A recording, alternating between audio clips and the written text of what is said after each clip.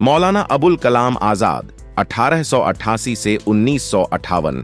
मौलाना अबुल कलाम आजाद एक प्रमुख विद्वान, स्वतंत्रता सेनानी और स्वतंत्र भारत के पहले शिक्षा मंत्री थे।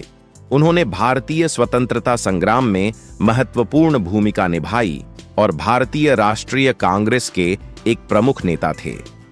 स्वतंत्रता संग्राम में भूमिका: आजाद ने हिंदू मुस्लिम एकता का समर्थन किया और भारत के विभाजन का विरोध किया।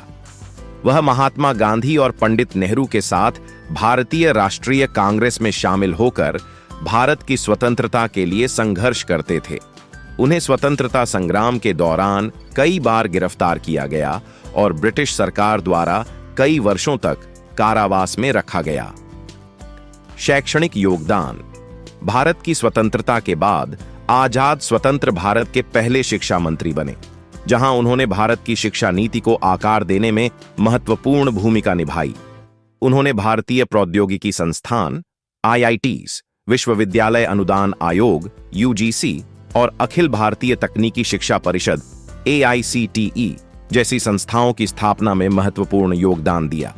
आजाद ने आधुनिक शिक्षा की आवश्यकता पर जोर दिया, साथ ही देश की समृद्ध सांस्कृतिक धरोहर को बनाए रखने की बात की।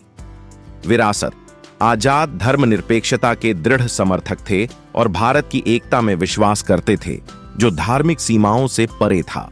उनकी शिक्षा और सामाजिक सौहार्द पर विचारों ने एक स्थायी प्रभाव छोड़ा।